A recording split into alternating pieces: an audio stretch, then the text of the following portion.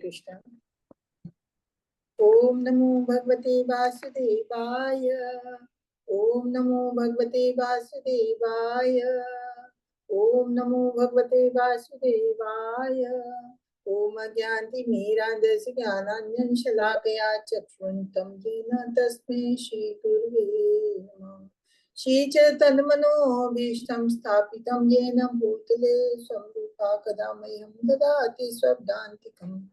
वन्देऽहं श्रीगुरु श्रीयुतपदकमलं श्रीगुरून् वैशाख श्रीरूपं साक्षातं सगणरघुनाथान्वितं तं सजीवम् सादतं सावधूतं परिजनसहितं कृष्णचैतन्यदेवं श्रीराधा कृष्णपादां सगणललिता श्रीविशाखान्वितांश्च।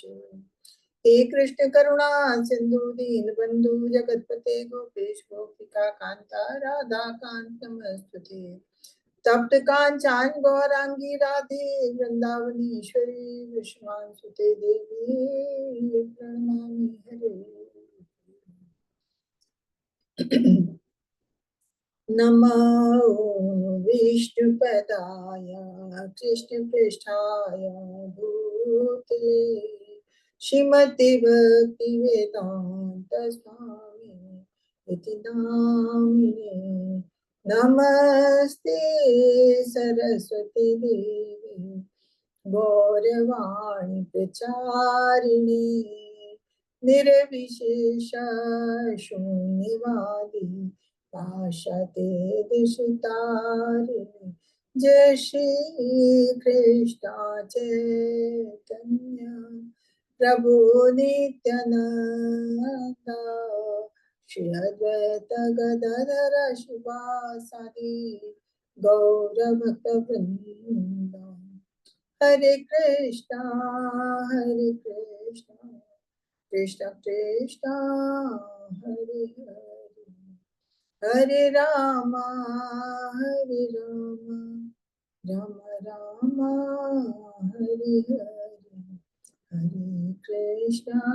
हरे कृष्णा कृष्ण कृष्णा हरे हरे हरे राम राम राम हरे हरे हरे कृष्णा कृष्ण कृष्णा हरे हरे हरे राम राम राम हरे हरे। हरे कृष्णा। सभी भक्तों को सभी का 3 बजे की क्लास में स्वागत है और सभी को सादर प्रणाम। शेयर करते हैं सेकेंड।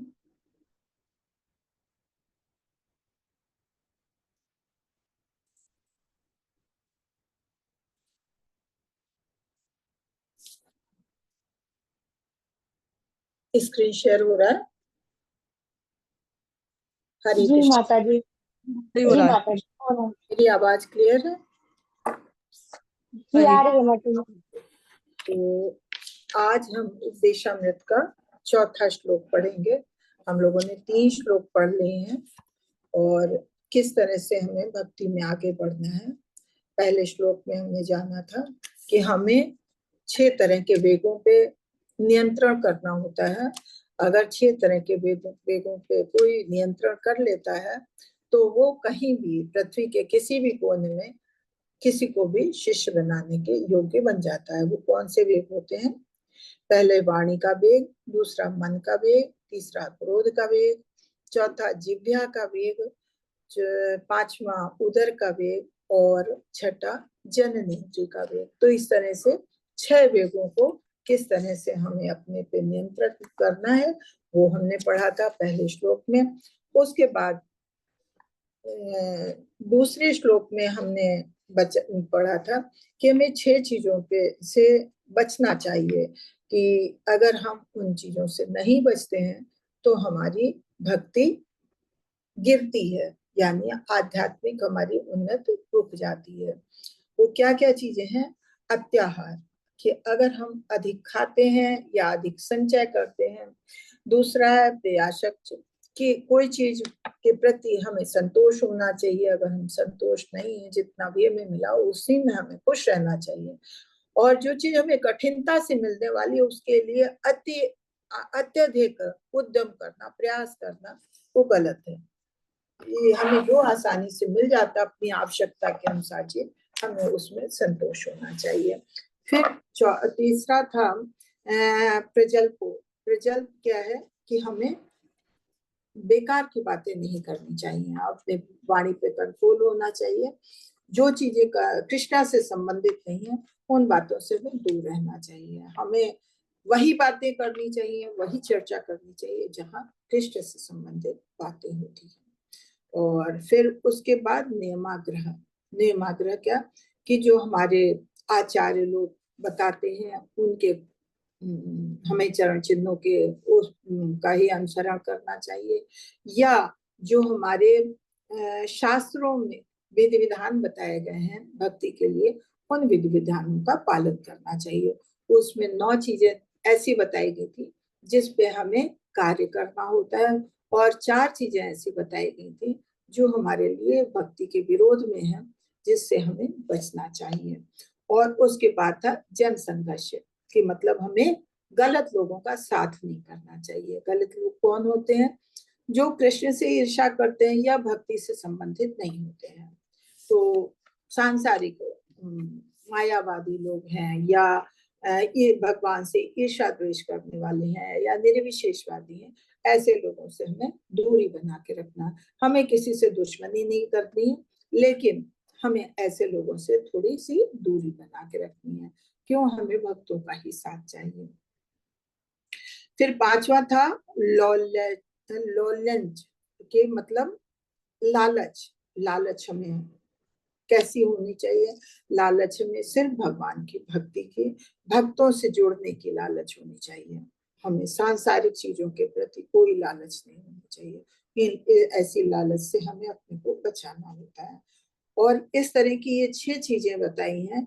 ये 6 चीजों से अगर 6 चीजों को अगर हम नहीं रोक पाते हैं तो हमारे लिए ये भक्ति गिरने वाली बात हो जाती है, हमारा आध्यात्मिक उन्नत वहीं रुक जाती है। तो हमें आध्यात्मिक उन्नत के लिए इन 6 चीजों से बचना चाहिए। फिर कल हमने पढ़ा था 3 श्लोका नंबर 3, उसमें हमने जाना था कि हमें भक्ति को आगे बढ़ाने के लिए क्या क्या करना चाहिए, किन चीजों का ध्यान देना चाहिए। तो उसमें सबसे पहला था कि हमें उत्साह होना चाहिए। किसी कार्य को भी करते हैं, चाहे पढ़ाई के लिए, चाहे खेल कूद में, चाहे कलाकारी है, किसी कार्य में भी अगर हम आगे बढ़ना चाहते हैं तो उसके प्रति हमें उत्साह होना चाहिए। और दूसरा निश्चयात, कि मतलब हमें पूर्ण निश्चय के साथ, हमें पूर्ण विश्वास होना चाहिए। हम भगवान की भक्ति में आगे बढ़ रहे हैं तो हमें पूरा विश्वास होना चाहिए कि हमारी हर कदम पे भगवान रक्षा करेंगे, और भगवान जो भी करेंगे वो हमारे लिए उचित होगा। तो इस निश्चय और उत्साह के साथ हमें भक्ति में आगे बढ़ना चाहिए। तीसरा था धैर्य। धैर्य होना चाहिए। कोई भी कार्य करें उसके लिए हमें धैर्य होना चाहिए। कोई भी काम जल्दबाजी का नहीं होता है, जल्दबाजी का काम कहते हैं शैतान का होता है। तो धैर्य के लिए उदाहरण दिया था कि कोई नवविवाहिता लड़की होती है तो वो भी चाहती है संतान, लेकिन ऐसा नहीं होता है कि शादी के बाद कोई को तुरंत संतान प्राप्त कर ले, नहीं। वो पहले अपने पति के सामने अपना पूरा आत्मसमर्पण करती है, पूरा विश्वास दिलाती है कि हम उसके साथ हैं, और फिर उससे चाहत रखती है तो और प्रयास करती है, तब उसको संतान की प्राप्ति होती है। तो इस तरह से अगर जल्दीबाजी करेंगे तो कोई काम ये सफल नहीं होगा। हमें धैर्य होना चाहिए भगवान की भक्ति में भी, धीरे धीरे कदम से आगे बढ़ते हैं। फिर चौथा था तत्त कर्म प्रवर्तनात्। तत्त कर्म प्रवर्तनात्, की जो भक्ति सेवा के अनुकूल है वही कार्य में करना है। जो भक्ति सेवा के, भगवान की सेवा के प्रतिकूल है उन कार्यों से हमें बचना चाहिए। तो और उस अनुकूल क्या है? जो हमारे शास्त्रों में लिखा है, बताया गया है, हमारे आचार्य लोग बताते हैं, तो वो हमें करना चाहिए। जैसे हमने 9 चीजों का पढ़ा था। 9 नियम, शमं कीर्तम, इसमें विष्णु स्मरण पाद सेवनम पहला श्लोक। तो उसमें 9 चीजें बताई गई जिसका हमें ध्यान देना होता है। और उसके बाद संज्ञा कि हमको गलत लोगों की संगत नहीं करनी है, जैसे हमने पहले भी और श्लोकों में पढ़ा वैसे इसमें कि हमें अभक्तों का साथ नहीं करना है। अभक्तों का साथ हमें बिल्कुल छोड़ देना है। फिर उसके बाद आता है सत वृत्ति, सत वृत्ति कि मतलब हमें जो हमारे पूर्ववर्ती आचार्य लोग हैं, हमारे सीनियर लोग हैं, गुरु हैं, प्रामाणिक गुरु हैं, उनके पद चिन्हों पे हमें चलना चाहिए और उसी का हमें अनुसरण करना चाहिए। तो ये अगर 6 चीजें हम अपना लेते हैं अपने जीवन में तो हम अपनी भक्ति को, अपनी आध्यात्मिक उन्नति की तरफ बढ़ते हैं, हमारी भक्ति उन्नति की तरफ बढ़ती है। ये 3 श्लोक हमने पढ़े थे। अब आज हम चौथा श्लोक लेंगे। चौथे श्लोक में हम जानेंगे कि जैसे अगर हमने कहा है कि भक्ति के लिए हमें भक्तों का साथ चाहिए, असंगत छोड़नी है, अभक्तों का साथ छोड़ना है और भक्तों का साथ चाहिए। तो भक्तों का साथ हम कैसे करेंगे, भक्तों का साथ हम कैसे करेंगे, ये हम चौथे श्लोक में जानेंगे। श्लोक 4, 6 प्रेम पूर्ण व्यवहार, 6 प्रेम पूर्ण व्यवहार बताता है। पिछले श्लोकों में हमने उल्लेख देखा था कि व्यक्ति की इच्छाएं और महत्वाकांक्षाएं संगत के अनुसार विकसित होती हैं। संगत संजायते कामः, ये हमारा भगवद गीता का श्लोक है कि जैसी संगत होती है वैसे ही हमारा कार्य होता है। इसीलिए अगर हमें कृष्ण भावनामृत में प्रगत करनी है तो हमें भक्तों का साथ जोड़ना होगा। श्लोक 4 में बताता है कि संग क्या होता है, मतलब साथ होता क्या है। ये भी समझना शुरू होता है कि किसको भक्तों के साथ कैसे जोड़ना चाहिए, किसी को भक्तों के साथ कैसे जोड़ना चाहिए, ये हम श्लोक 4 में जानेंगे। इसके भी 6 प्रकार बताए गए हैं कि किस तरह से हमें जुड़ना, 6 कार्य हमें करने हैं जिस तरह से हम भक्तों के साथ जुड़ सकते हैं। यहाँ बताते हैं ददाति प्रतिगृहाति गुह्यमाख्याति पृच्छति भुंगते भोजयते चैव षड्विधम प्रीति लक्षणम। ये 6 लक्षण बताए हैं जिससे हम भक्तों के साथ जोड़ सकते हैं। क्या है? ददाति दान देना, प्रतिग्रहणाति बदले में स्वीकार करना है। ऐसा नहीं कि अगर हमने किसी को दान दिया और कोई हमको दान देता है तो हम फिर, दान का मतलब है उपहार देना, और अगर कोई देता है तो हमें खुशी से स्वीकार भी करना चाहिए। वही हम गोपनीय विषय, आख्याति बताता है, पृच्छति पूछता है। जब हम भक्तों के साथ जुड़ते हैं तो हमें बहुत सारे ऐसे गोपनीय भगवान के बारे में प्रश्न होते हैं जो हमें पूछने होते हैं, तो हम पूछते हैं। और अगर कोई मुझसे पूछता है तो फिर हमें भी बताना होता है, जो इतना हमें आता है तो उसका हमें, मतलब आपस में विचारों का आदान प्रदान। भुंगते खाता है, भोज्यते खिलाता है, चाभी एव निश्चय ही षड्विधम 6 प्रकार के प्रीति प्रेम लक्षण है। तो खाता खिलाता क्या है? प्रसाद को खाते भी हैं, अगर कोई कहीं से मिलता है तो प्रसाद खाते भी हैं, और लोगों को आमंत्रित करके हम अन्य भक्तों को बुला के प्रसाद खिलाते भी हैं। तो ये 6 तरह के आदान प्रदान है जो हमारे प्रेम के लक्षण हैं। तो इसको हम आगे इसमें पढ़ेंगे। दान में उपहार देना, दान स्वरूप उपहार स्वीकार करना, विश्वास में आके अपने मन की बातें प्रकट करना और गोपनीय ढंग से पूछना, प्रसाद ग्रहण करना तथा प्रसाद अर्पित करना, भक्तों के आपस में प्रेम पूर्ण व्यवहार की ये 6 लक्षण हैं। इस तरह से ये तो ये है ना कि जैसे आप वैसे भी भौतिक जगत में भी अगर किसी कार्य के लिए भी आप किसी से प्रेम बर्ताव करते हैं तो होता है ना, साथ संग कर बढ़ाते हैं, कोई व्यापार बिजनेस करने चल रहे हैं या कुछ भी कार्य करते हैं, अपने कॉलोनी में ही है तो लोगों के साथ व्यवहार बनाते हैं, तो कैसे आप उनके घर जाते हैं, वहां भी खाना खाते हैं उनको भी अपने घर खाने पे बुलाते हैं और आपस में विचार विमर्श करते हैं। जब वो आते हैं तो आप उपहार देते हैं, जब कोई आपको देता है तो उपहार स्वीकार करते हैं। तो ये 6 चीजें हैं, इससे लोगों के बीच का प्रेम पूर्ण व्यवहार बढ़ता है। लेकिन यहाँ पे हमको आध्यात्मिक जगत में सिर्फ भक्तों के साथ ये प्रेम पूर्ण व्यवहार बढ़ाना है। तो किस तरह से बढ़ाएंगे, ये 6 आदान प्रदान बताए गए हैं। इनमें से ही समाज का पोषण होता है। इन 6 की सुविधा के लिए इस कान स्थापित की गई है। भक्तों के बीच प्रेम पूर्ण आदान प्रदान जोड़ में आए, पारस्परिक संबंध बनाए, लेन देन का संबंध बनाए। तो ये हमारे श्रील प्रभुपाद जी ने, जो जगत गुरु हैं, उन्होंने इस तरह का एक हमारे लिए ये सुविधा कर दी है, इस कान की स्थापना की है कि यहाँ मंदिरों में लोग आते हैं, प्रसाद ग्रहण करते हैं और लोग वहां के भक्तों को अपने घरों में भी बुलाते हैं, प्रसाद अर्पित देते हैं उन्हें। और इस तरह से आते हैं लोग, एक दूसरे को उपहार देते हैं। वहां मंदिर जाते हैं, मंदिर से भी कभी कभी उपहार मिलते हैं। तो जो कुछ भी है उसमें कोई ये नहीं होता है कि छोटी चीज बड़ी चीज। जब भी भक्त एक दूसरे से मिलते हैं तो छोटी छोटी चीज ही दे, लेकिन उपहार स्वरूप देते लेते हैं। आपस में अपनी बातों का विचार विमर्श करते हैं, आदान प्रदान करते हैं, इस तरह से आपसी संबंध बनते हैं। तो ये है बहुत छोटा सा, हम आज बुक पढ़ेंगे फिर। 6 प्रकार का आदान प्रदान, इनमें से समाज का शोषण होता है, पोषण होता है इन 6 की सुविधाओं से, ये तो हमने पढ़ लिया है।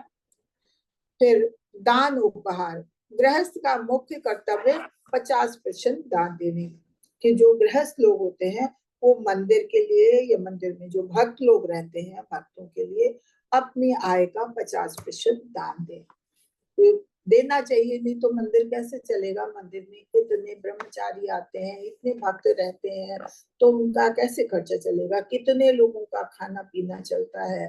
तो अपना, अगर गृहस्थ लोग अपना अपने उसमें से 50% दान करते हैं, नहीं कर सकते हैं 50% दान, तो जितना भी कर सकते हैं मैक्सिमम दान करना चाहिए।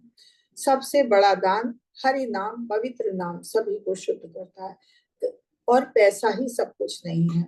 हरि नाम का दान भी बहुत बड़ा दान है कि लोगों को के साथ बैठे हो, उन्हें हरि नाम कहने के लिए उत्साह दिलाएं, उनसे बुलवाएं। तो फिर अगर कोई हम किसी से बुलवाते हैं या कोई हमसे बुलवाता है, हमें बताता है कि हमें हरि नाम के बोलने से क्या लाभ है, तभी हम ले। आज के समाज में तो हर कोई लाभ देखता है, तो इस चीज से हमें क्या लाभ है। तो आप उन्हें बताएं और उनको नाम की महिमा बताएं और उनसे भी शुद्ध नाम करवाएं। तो ये भी एक बहुत बड़ा दान है। फिर प्रसादम, प्रसादम का आदान प्रदान करें। गोपनीय वार्ता, आत्मविश्वास का महत्व। गोपनीय वार्ता, कोई किसी से ऐसे हर एक से हर बात नहीं कह देता है। जैसे अगर भगवान से संबंधित बात है तो हम अपने परिवार वालों से या नाते रिश्तेदारों से भी हर एक से नहीं कर सकते हैं।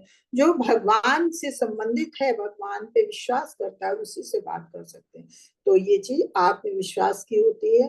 तो जहाँ भक्त जो जनों के बीच में हम बैठते हैं तो वो भी भगवान के भक्त हैं और हम भी भगवान की भक्ति के लिए आगे बढ़ रहे हैं। तो हम उनसे गोपनीय बातें भगवान के बारे में कर सकते हैं, चर्चा कर सकते हैं। जो भी हमें उनसे पूछना होता है तो हम उनसे पूछते हैं कि हमें क्या करना है, क्या नहीं करना है, किसका क्या असर होता है, ये सब चीजें हम जानना चाहते हैं और फिर हम जानते हैं। फिर आध्यात्मिक जीवन में चुनौतियां, कृष्ण की कथा, कृष्ण के बारे में जब हम जानते हैं तो ये उन्हीं भक्तों के साथ ही। ये प्रजल्प नहीं है। प्रजल्प क्या होता है, जो कृष्ण से संबंधित बातें नहीं, तो ये भौतिकवादी, मायावादी या निर्विशेषवादी बातें होती है, वो प्रजल्प होता है। दूसरे के लिए उपहार देने के रूप में बात करें, ये भी बात कर सकते हैं कि हमको किसको क्या उपहार देना चाहिए, क्योंकि हमें तो, हम नए नए आते हैं तो हमें नहीं मालूम होता है हमें क्या उपहार देना चाहिए।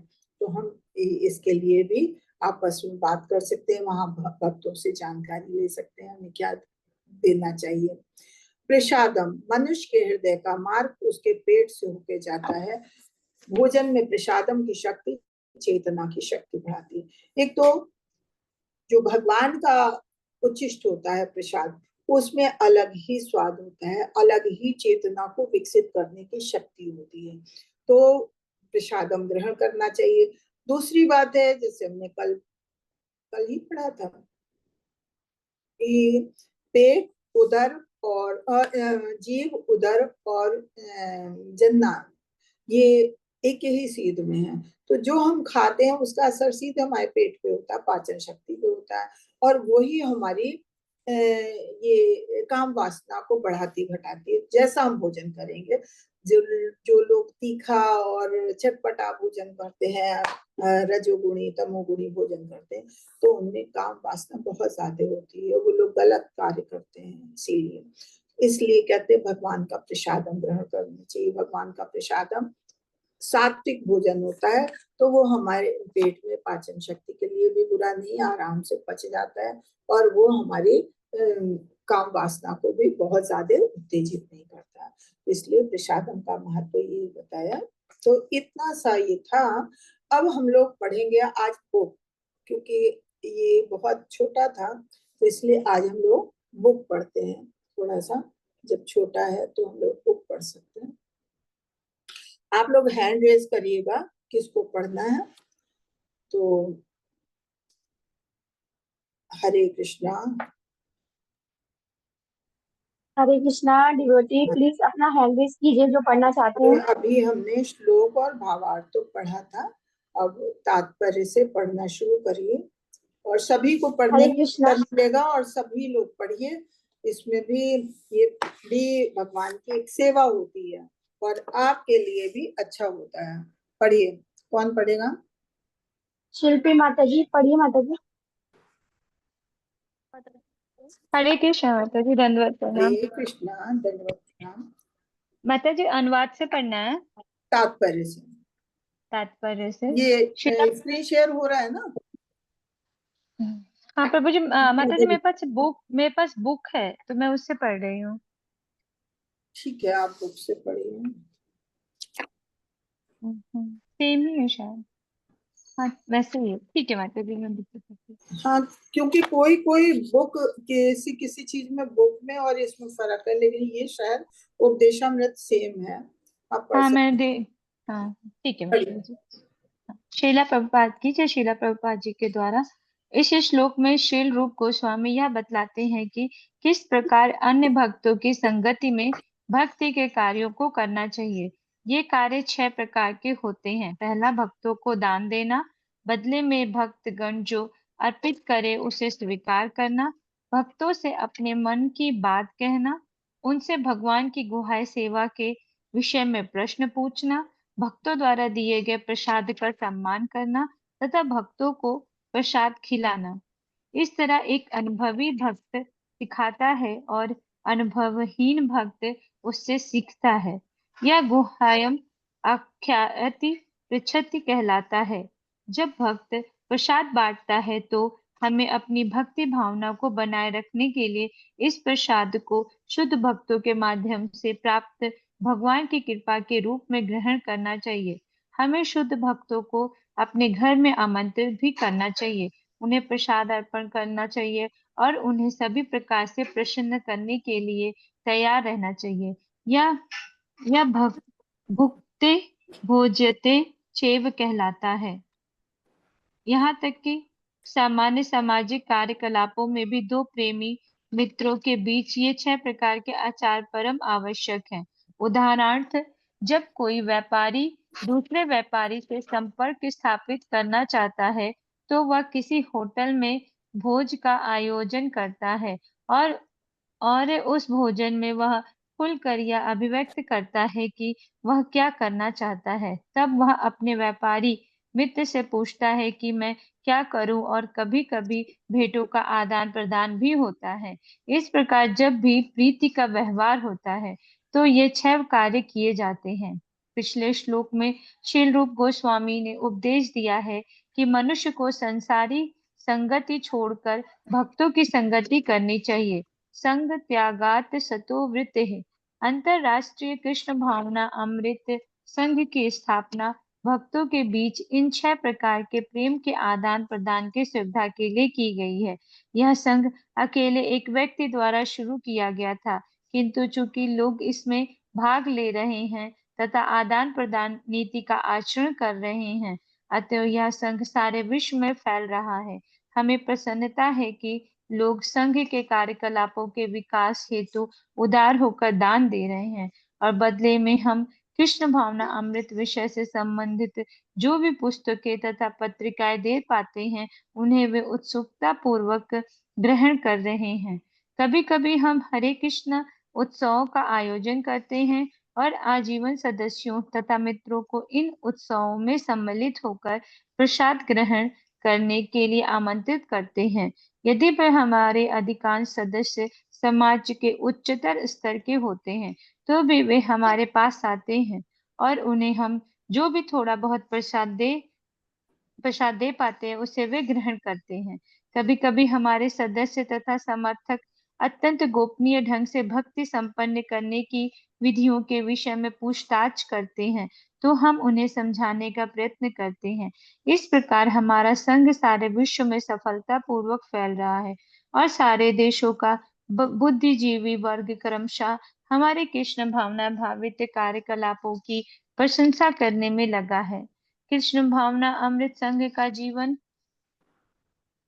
सदस्यों के मध्य इन 6 प्रकार के प्रेम में विनिमय द्वारा पल्लवित हो रहा है। अतः लोगों को इस्कॉन के भक्तों से संगति करने का अवसर प्रदान किया जाना चाहिए, क्योंकि ऊपर जिन 6 विधियों का वर्णन किया गया है, उन्हीं के आदान प्रदान मात्र से सामान्य व्यक्ति अपनी सुप्त कृष्ण भावना को पूर्णतः जागृत कर सकता है। श्रीमद् भगवद गीता 2.62 में कहा गया है, संगात संजायते कामः। मनुष्य जैसी संगति करता है, उसी के अनुसार उसकी इच्छाएं तथा महत्वाकांक्षाएं विकसित होंगी। प्रायः कहा जाता है कि मनुष्य की पहचान उसकी संगति से की जाती है, और यदि सामान्य व्यक्ति भक्तों की संगति करता है तो वह निश्चय ही अपनी सुप्त कृष्ण भावना को विकसित करेगा। कृष्ण भावना अमृत की समझ हर जीव में जन्मजात है, और जब जीव को मनुष्य का शरीर प्राप्त होता है तो यह चेतना कुछ अंश तक उसमें पहले से विकसित हुई रहती है।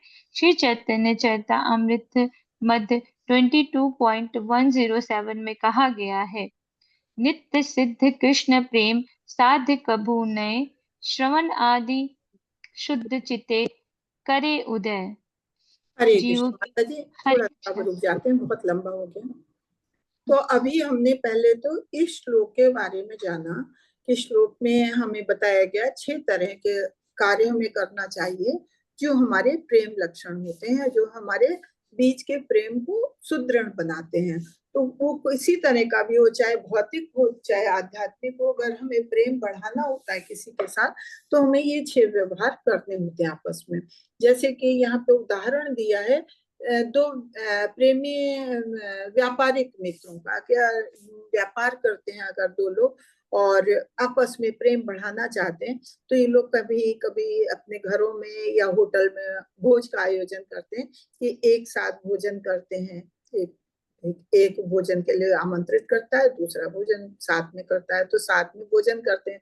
और जब साथ में भोजन करते हैं तो खुल के आपस में विचार विमर्श करते हैं कि हम अपने कार्य को आगे बढ़ाने के लिए आप क्या करते हो और हमें क्या करना चाहिए, इस तरह से अपनी विचार विमर्श करते हैं। और कभी कभी एक दूसरे को उपहार भी देते हैं, जिससे हमारी प्रेम व्यवहार जो है वो प्रगाढ़ होता है।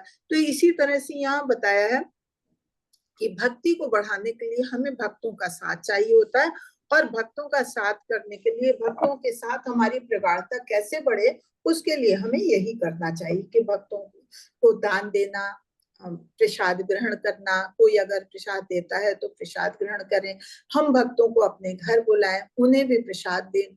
इसके अलावा हमको अगर कोई उपहार स्वरूप कुछ देता है, जैसे इस्कॉन की, इतना बड़े इस्कॉन की स्थापना श्रील प्रभुपाद जी ने अकेले की, लेकिन उसका इतना प्रचार प्रसार हुआ और सब भक्त तो जुड़ते जा रहे हैं और वो कैसे, इन्हीं 6 चीजों के आधार पे। और अब मंदिर बन गया है, जगह जगह मंदिर है, हर मंदिर में एक ही समय हर कार्य होता है, तो वहां पे भक्त आते हैं, प्रसाद ग्रहण करते हैं, लोगों को, भक्तों को बुलाते भी हैं, कुछ उपहार देते हैं, और जो भी मंदिर वालों से हो सकता है, मंदिर वाले और क्या देंगे, जैसे कोई छोटी मोटी किताबें हैं भगवान से संबंधित, उनकी फोटोज हैं तो वो देते हैं, प्रसाद देते हैं। तो जो कुछ भी देते हैं तो उसे प्यार से ग्रहण भी करना चाहिए।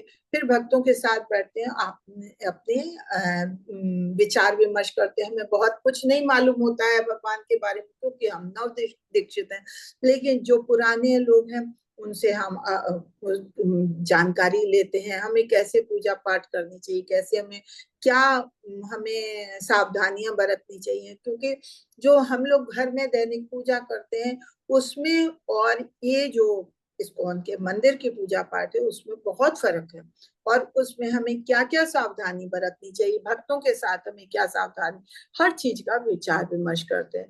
तो इस तरह से हमारी प्रगाढ़ता बढ़ती है। और कहते हैं जैसा साथ होता है वैसे ही हमारे विचार, वैसी हमारी इच्छाएं बनती हैं, जैसा कि हमने भगवद गीता के 2.62 में पढ़ा भी है।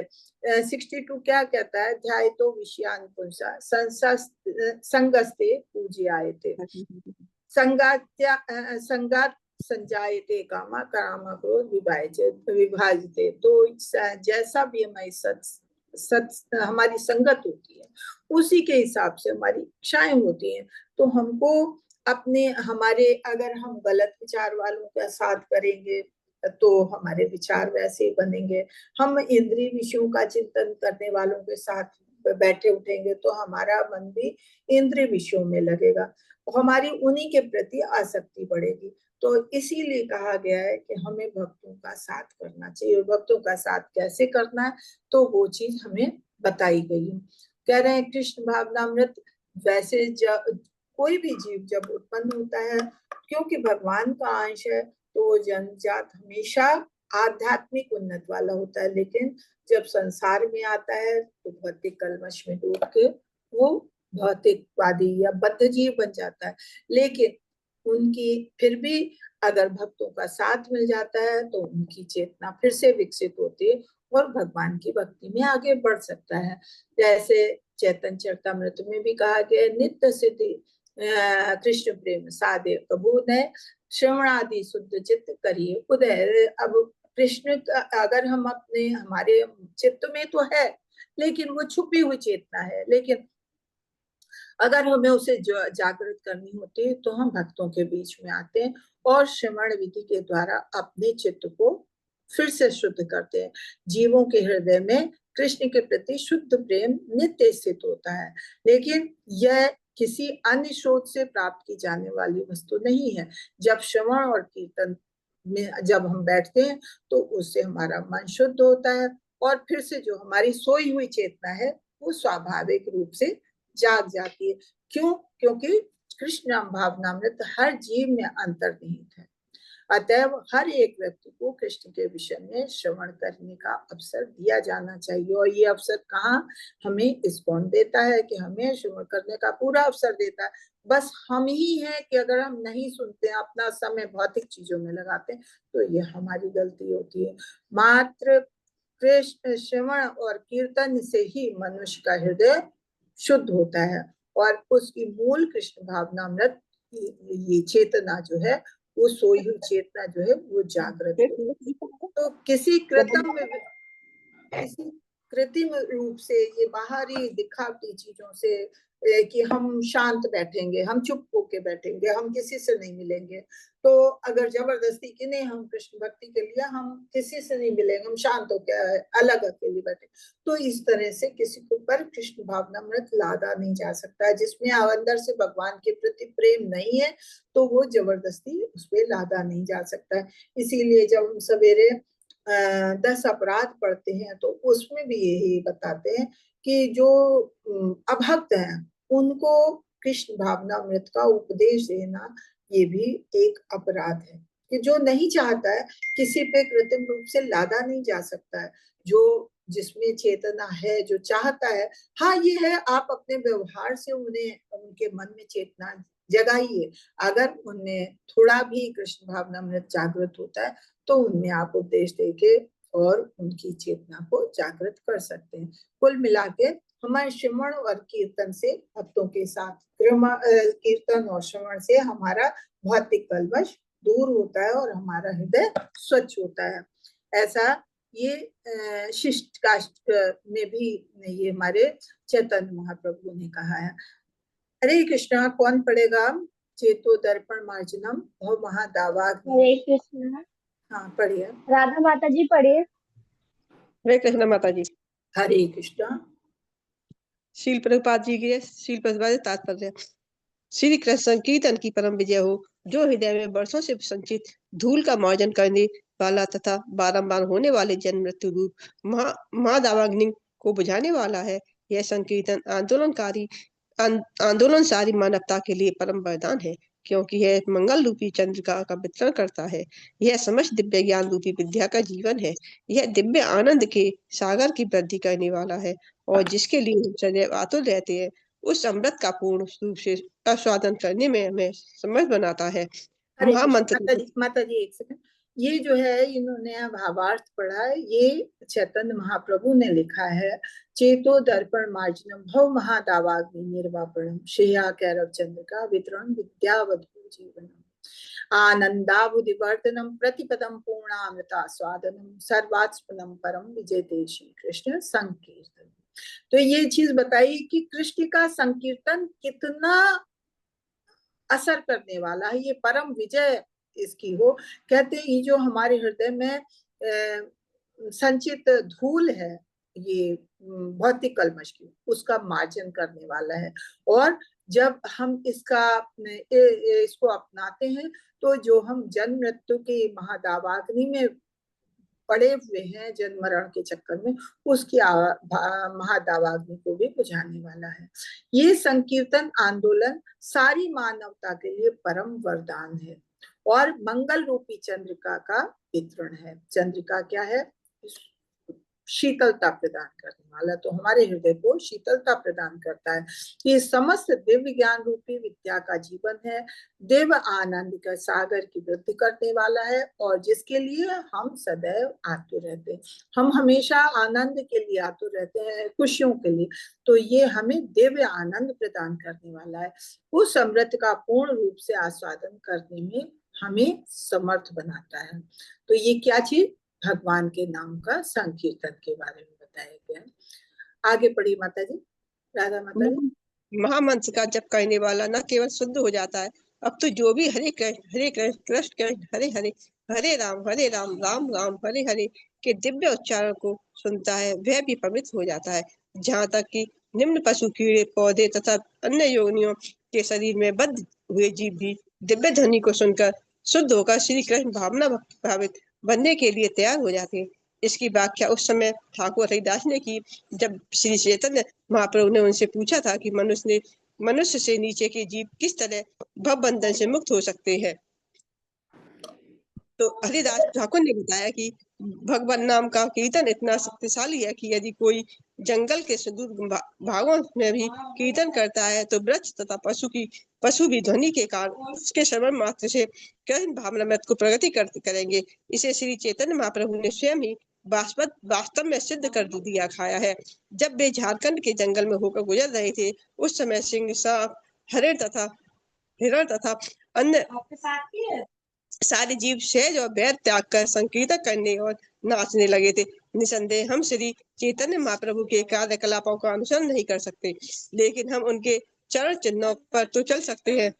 हम में इतनी शक्ति तो नहीं है कि सिंह, सांप, कुत्ते तथा बिल्ली जैसे निम्न पशुओं को मोहित कर ले या उन्हें नाचने के लिए प्रेरित कर सकें, लेकिन भगवान के पवित्र नामों का कीर्तन करके विश्व भर के बहुत से लोगों को कृष्ण भावना भावित हो तो बना ही सकते हैं। भगवान नाम का जप करना या उनका प्रचार करना योगदान का अथवा दान का एक भव्य उदाहरण है। ददाति सिद्धांत इसी संकेत में प्रति गुवाहाटी सिद्धांत का भी पालन करना चाहिए और दिव्य उपहार को प्राप्त करने के लिए तैयार रहना तैयार तथा सहमत होना चाहिए। उसे कृष्ण भावनामृत आंदोलन के लिए में पूछताछ करनी चाहिए और उस भौतिक जगत की स्थिति की को समझने के लिए अपना मन खुला रखना चाहिए। इस प्रकार गुह्य आख्याति पृच्छति सिद्धांत का पालन किया जा सकता है। हरे कृष्ण माता जी, थोड़ा सा रुक जाते हैं। तो यहाँ पे बता रहे हैं शुद्ध नाम का संकीर्तन जो है इतना असर वाला होता है, वो किसी के मन को भी शुद्ध कर देता है।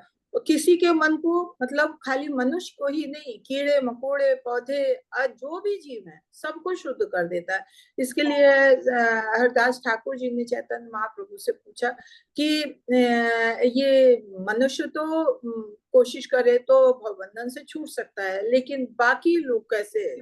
तो कहते हैं कि उन्होंने भी यही कहा कि हरि नाम संकीर्तन का इतना असर है कि वो दूर दूर भागों में जिसके भी कानों में जाता है तो उसको वो शुद्ध बनाता है।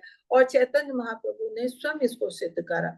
जब वो झारखंड के जंगलों से गुजर रहे थे तो वृंदावन की तरफ जा रहे थे, तो अकेले थे और वहां पे वो जंगलों से अकेले बस भगवान के नाम का जोर जोर से कीर्तन करते हुए जा रहे थे। वहां सिंह व्याघ्र सांप हिरण सब जितने थे वो सुन के, उनके नाम का कीर्तन सुन के सब बाहर निकल आए और उनके साथ नाचने लगे। तो ये इतना असर होता है। वो तो भगवान थे, उनमें तो इतनी भक्ति थी, उनके सारे तो इतना सब हो गया। हाँ ये है, हम इतने शुद्ध तो नहीं, इतने बड़े भक्त तो नहीं है कि हम उनका अनुसरण कर सकें। उनके पद चिन्हों पे चलने का प्रयत्न तो हमें करना ही चाहिए। तो हम इतना नहीं कर सकते हैं कि हम सिंह व्याघ्र कुत्ते बिल्ली इन सबको मोहित कर लें अपने भजन कीर्तन से। लेकिन फिर भी ये है कि अगर हम पवित्र नाम का जाप करते हैं तो लोगों को तो कृष्ण भावना भावित कर ही सकते हैं, इसका थोड़ा तो प्रचार कर ही सकते हैं। और यही प्रचार अगर हम करते हैं तो ये प्रतिग्रहणाति कहलाता है कि हम दूसरे से भी हम ग्रहण भी करते हैं और दूसरे को देते भी हैं। और ये एक उपहार स्वरूप भी होता है। तो कह रहे हैं कृष्ण भावनामृत आंदोलन जो है इन्हीं सब चीजों के लिए बनाया गया है कि आपसी आदान प्रदान कर सकें।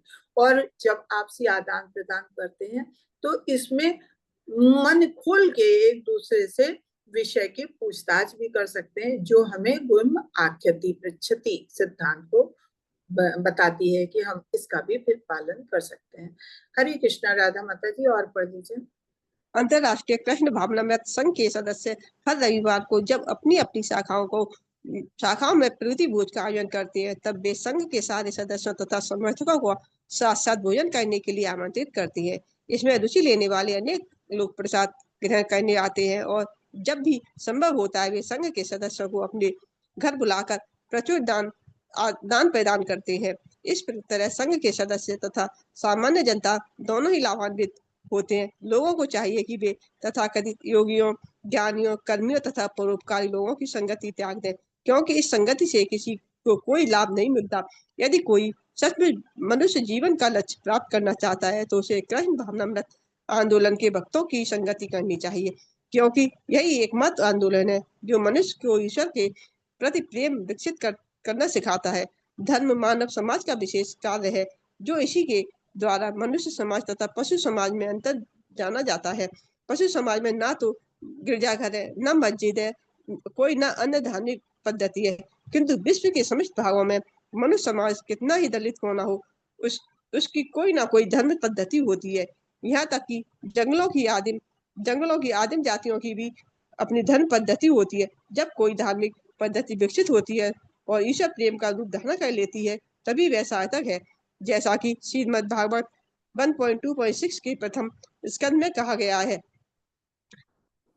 सावे पुषा परो धर्म यतो भक्ति रक्षोति लद्धोच्चते अहेतुक्य प्रतिहता यत्मा सुप्रसिद्धति। समस्त मानवता के लिए परम धर्म वही है जिससे लोग दिव्य भगवान के प्रति प्रेम भक्ति प्राप्त करते हैं। ऐसी भक्ति को निष्काम तथा अविच्छिन्नित होना चाहिए, जिससे आत्मा की पूरी तरह तुष्टि हो सके। यदि मानव समाज हरे कृष्ण। तो यहाँ पे बताया जो हमारा अंतरराष्ट्रीय कृष्ण भावनामृत संघ है, इस्कॉन, तो वो हर रविवार को कोई भी मंदिर हो तो उसमें हर रविवार को हर उसमें जो इस्कॉन की कोई भी मंदिर है तो वहां प्रतिभोज का आयोजन होता है। वहां बहुत लोग आते हैं जो संघ के समर्थक होते हैं, जो कृष्ण भावना भावित लोग होते हैं, वो लोग आते हैं वहां प्रसादम ग्रहण करते हैं और फिर वही खाली ग्रहण नहीं करते हैं, फिर वो संघ के लोगों को, भक्तों को अपने घर को लाके कभी कभी भोजन के लिए आमंत्रित भी करते हैं। तो भगवान प्रसादम के लिए भोजन नहीं करना चाहिए, प्रसादम के लिए आमंत्रित करते हैं और फिर कुछ दान भी देते हैं। तो इस तरह से संघ के सदस्य भी लाभान्वित होते हैं और हम सब जो तुच्छ प्राणी हैं, जो भगवान की भक्ति में आगे बढ़ना चाहते हैं, उनका भी परोपकार होता है, हम लोगों का भी लाभ होता है। तो ये होता है कि कृष्ण भावनामृत आंदोलन के भक्तों का साथ करने का लाभ, तो इनकी संगत हमें करनी चाहिए। कहते हैं कि एक मनुष्य ही भगवान ने ऐसी योनि बनाई है जिसमें हम अपने धर्म को आगे बढ़ा सकते हैं। मानव धर्म चाहे कहीं भी किसी भी, मतलब पशु है, पशु समाज में तो कोई धर्म और वो नहीं है, वो तो सब एक ही जैसे। लेकिन जब ये मनुष्य जीवन में, इसमें अपने अपने हर समाज में कोई ना कोई धर्म है, किसी का गिरजाघर है, किसी का मंदिर है, किसी का मस्जिद है, कुछ भी है, तो वो अपने धर्म के हिसाब से कोई ना कोई स्थान बना रखा है। क्यों बना रखा है? कि वो अपने धर्म पे चले, और धर्म पे चलना यही सबसे बड़ा कर्म है मनुष्यों के लिए। कि कह रहे हैं आदिम जाति है, उसमें भी कुछ ना कुछ अपने अपने सबकी धर्म की पद्धति होती है। तो कहते हैं ये धर्म पद्धति है क्या?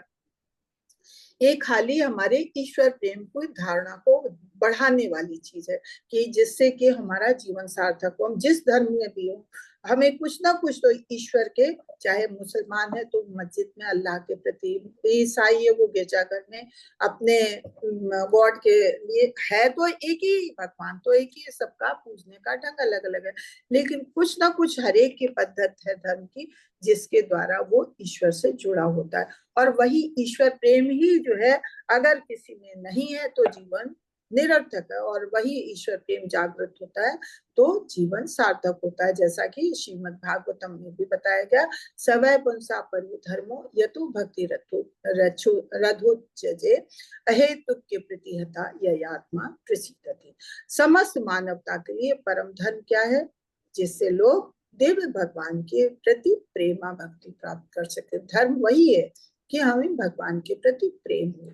ऐसी भक्ति को निष्काम या अविच्छिन्न होना चाहिए जिससे आत्मा की पूरी तुष्ट हो सके। मतलब भक्ति करें तो ये नहीं है कि हमें किसी भाव से कि नहीं हमारा ये काम हो जाएगा तब हम भक्ति करेंगे, नहीं, हमारे निष्काम होना चाहिए, सांसारिक चीजों से बिल्कुल अविच्छिन्न होनी चाहिए।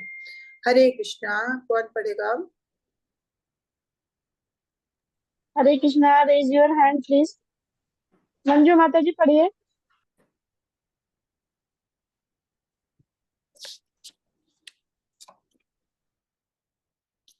समय वेस्ट मत करिए, पढ़िए भाई, जिसको पढ़िए माता जी।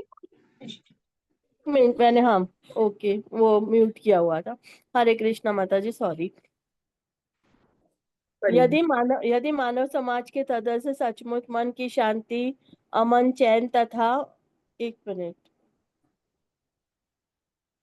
अमन, चैन तथा मनुष्य एवं राष्ट्रों के बीच मैत्री संबंध चाहते हैं तो उन्हें धर्म की कृष्ण भावनामृत पद्धति का अनुसरण करना चाहिए, जिससे वे पूर्ण पुरुषोत्तम भगवान कृष्ण के लिए अपने सुप्त प्रेम को विकसित कर सकें। जो ही लोग ऐसा करेंगे त्यों भगवान मन की शांति तथा चैन से पूरी हो जाएंगे। और इस और शील भक्ति सिद्धांत सरस्वती ठाकुर ने कृष्ण भावनामृत भावित आंदोलन का प्रचार करने में लगे हुए सारे भक्तों को सचेत किया कि उन्हें निर्वेश मायावादियों से नहीं बोले, और जो जैसे आस्तिक आंदोलन का विरोध करने के लिए सदैव कृत संकल्प होते हैं। यह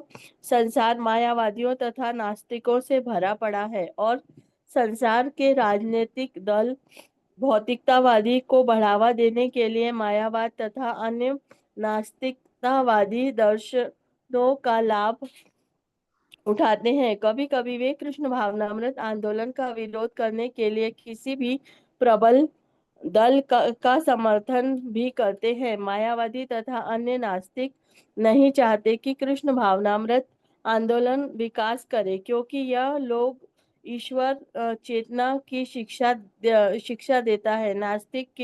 नास्तिकों की यह नीति है, सांप को दूध पिलाने तथा केला खिलाने से कोई लाभ नहीं होता, क्योंकि सांप कभी भी तुष्ट नहीं होता,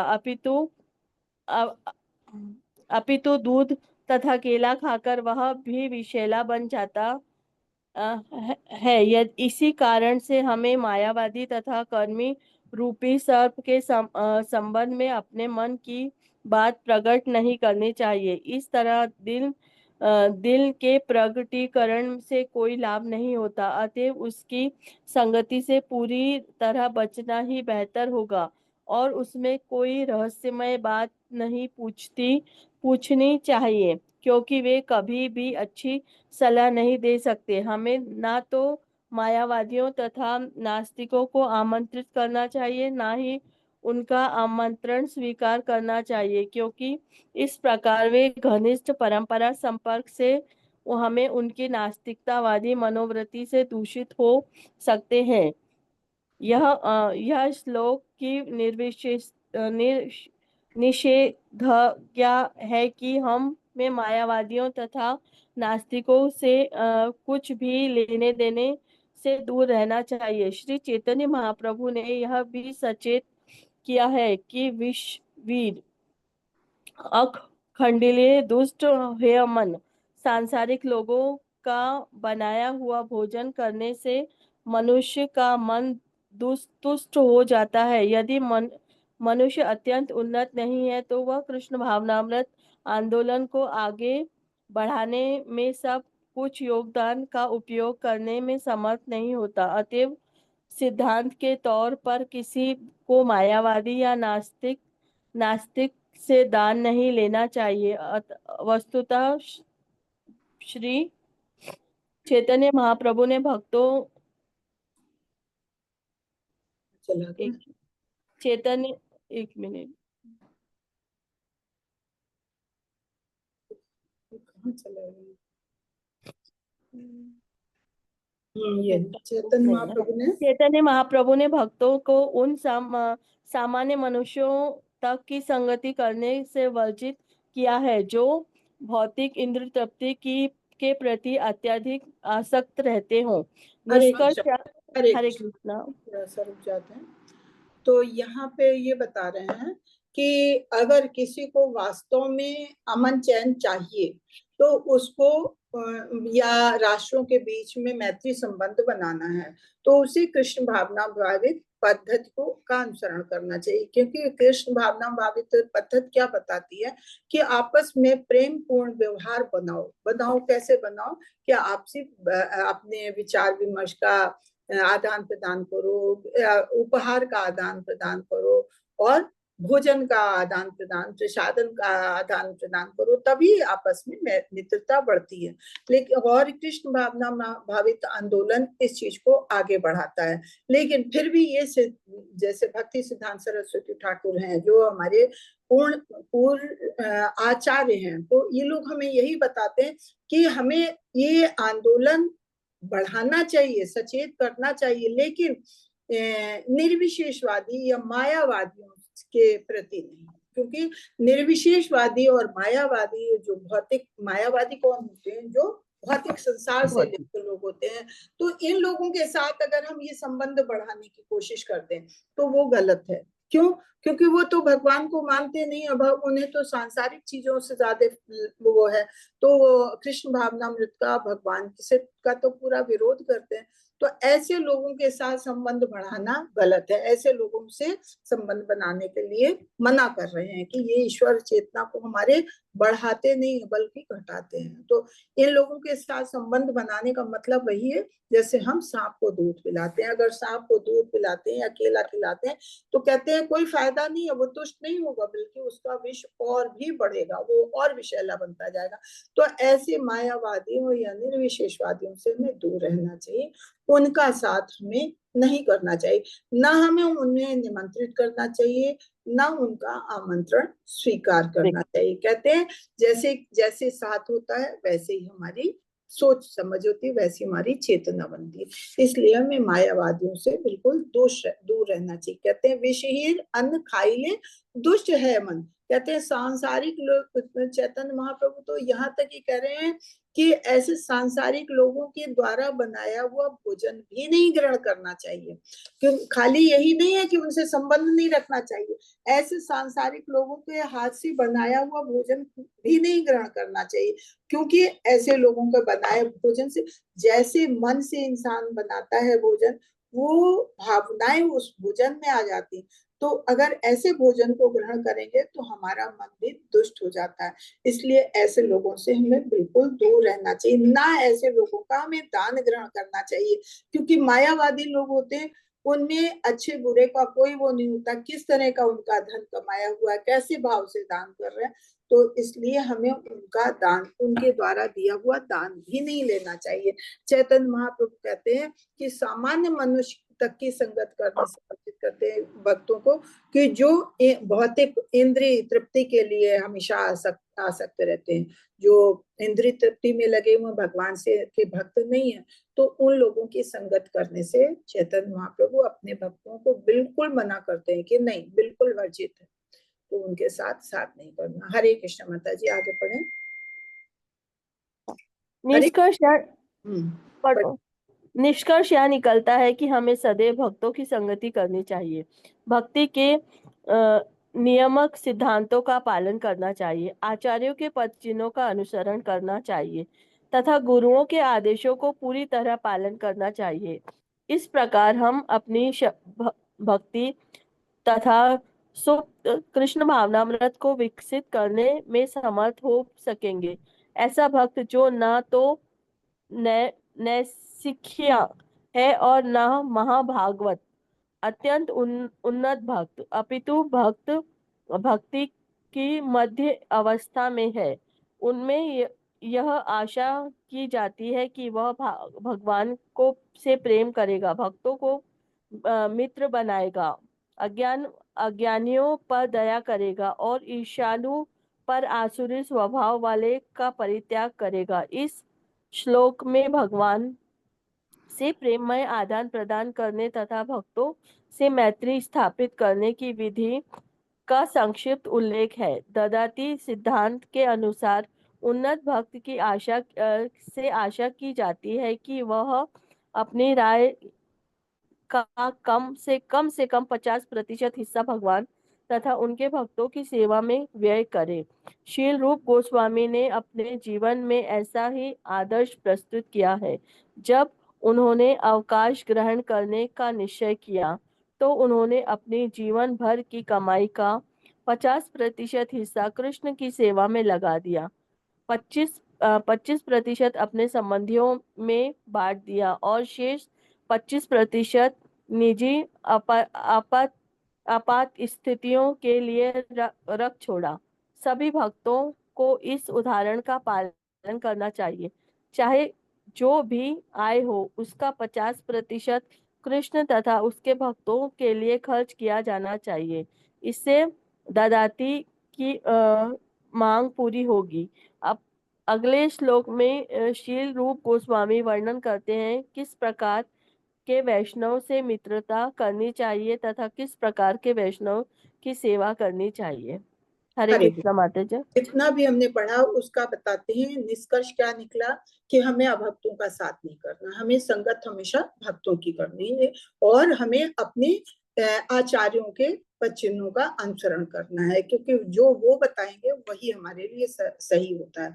और जो कुछ भक्त हैं जो ना नौसिखिए हैं कि बिल्कुल एकदम शुरुआत में, ना बहुत उच्च कोट के भक्त हैं, मध्य अवस्था में है, तो उनसे यही आशा की जाती है कि वो भक्तों के साथ उठे बैठेंगे, भक्तों को ही अपना मित्र बनाएंगे।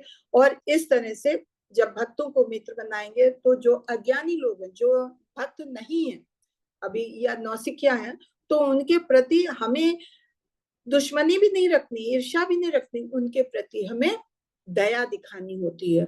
और अगर हमें किसी के प्रति ईर्ष्या है, आसुरी भाव है, तो ऐसे भावों को परित्याग करना होगा। अगर भक्ति में आए तो ऐसे भावों का परित्याग करेंगे।